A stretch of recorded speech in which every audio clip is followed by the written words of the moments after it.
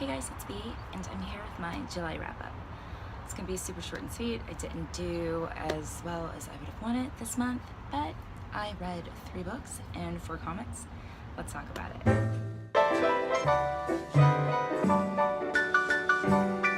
The first book that I finished in July was All of the Missing Girls by Megan Miranda.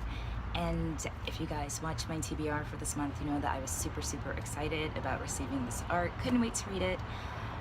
And the story was of a girl named Nick who, during her senior year, right at the end of high school graduation, one of the friends in their group goes missing. She eventually moves away from the city that she grew up in, goes to college, comes back after 10 years to take care of her ailing father, and while she's there, another girl from their group goes missing. And this was the story that was told in reverse. And I was super excited about that. Thought it was going to be super cool, very suspenseful, and it really kind of fell flat for me. It wasn't the worst story, wasn't the best story. I didn't really like any of the characters, but on the flip side, I didn't hate anyone either. There was really no connection. I just kind of felt that keeping track of the timeline being told in reverse helped to take away from characters that I already wasn't feeling a connection with. So in the end, I gave this one 3 stars. The next book that I finished was Lily and the Octopus by Stephen Rowley. Another book that I was super excited for, even though I was a little hesitant because I thought I was gonna have my heart broken and be emotionally wrecked. And it was broken and I was emotionally wrecked. But I absolutely loved it. It was a great story. I connected to Ted, I connected to Lily. It's their story of the relationship over the years. Lily starts to age and they find an octopus on her head. Turns out to be a tumor in the shape of an octopus. And it's just the story of Ted coming to terms with dealing with Lily's condition and how he decides to handle it. There's a touch of magical realism, but overall it's a great story. I highly recommend it. Gave it 5 stars. Probably one of my favorite reads this year for sure, hands down. If you are a sensitive person, if you are an animal lover, you have been warned. This is like ugly cry, like the last 20%. I was in bed, like leaning against the wall for support. Like, it was so good. But you guys have been warned. So good. The last book that I finished this month was Sleeping Giants by Sylvain Neuvel. And I was super excited about this one. I've been wanting to read this book since I heard about it maybe the end of winter or spring, so it was one of my most anticipated reads of the summer. We actually started the audiobook when we were out of town in end of May, beginning of June. The other half quickly got bored with it. And after like trying for I don't know how many weeks to commandeer his phone so I could finish the audiobook, I just decided to get it myself. It was actually on sale, so I scored and I finished it. I gave it 4 stars. I enjoyed the story. I love the audiobook. The narration is great. It was a full cast of characters.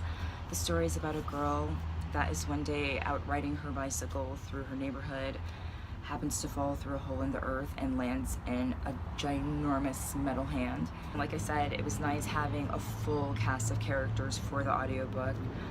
The story is actually told through case files of the government, through government interviews. The story follows the government's investigation of the hand. What is it? Where did it come from? How long has it been there? Things like that. It's really good to go in not knowing anything about the story, so I'm gonna leave it at that. There's mystery, there's action.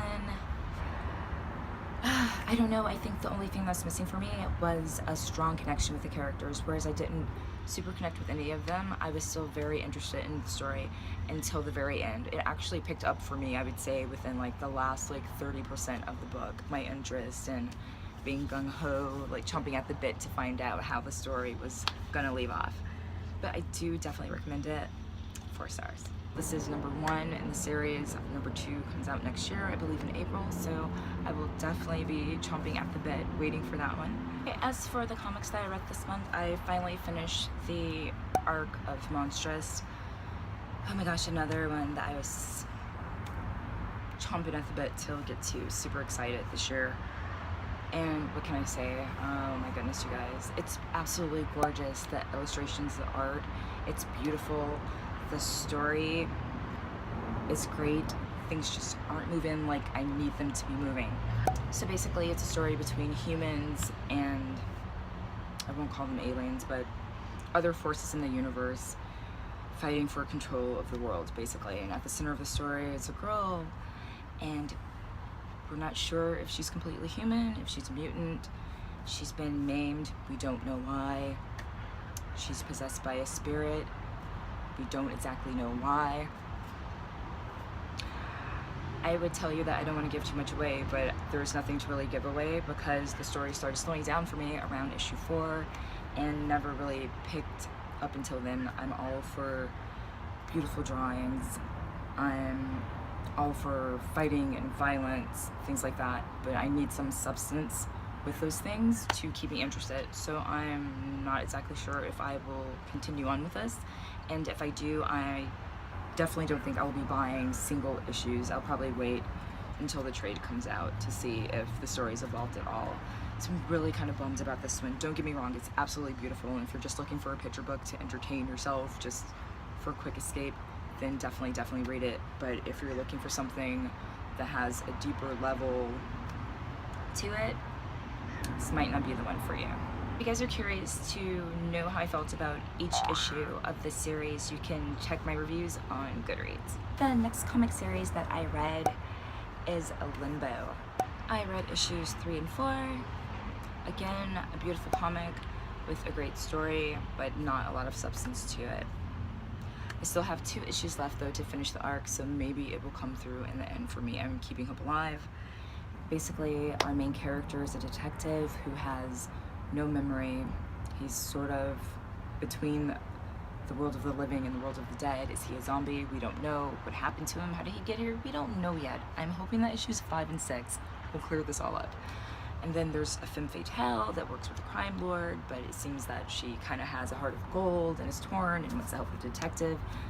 But that's about all we know of that story. Awesome graphics, a lot of super cool 80s references, the possibility of what could be an awesome story if the plot would just develop more. But this is, again, so far is another one that looks super cool, but just I need more substance with my violence and everything else that goes along with that just to keep me interested. Like, I'm just not that superficial. But again, if you want a pretty picture book with cool 80s references, you might want to check out Limbo. So if you guys want to know how I feel about each single issue of this one, you can check my review on Goodreads as well. So that's it for July. How did you guys do? Had an okay month. I was trying to squeeze the Heavenly Table in there, but I am still reading it, so it will be rolled over for August. Let me know how you guys did. What was your favorite read for this month? Definitely, I have to say, Lily and the Octopus for me. So good. Yeah, so let me know what you guys read this month. What was your favorite? Shout it out in the comments below. If you enjoyed this video, please don't hesitate to give a thumbs up. And if you'd like to see more, go ahead and subscribe to my channel. And other than that, thanks so much for watching, and I will see you guys soon.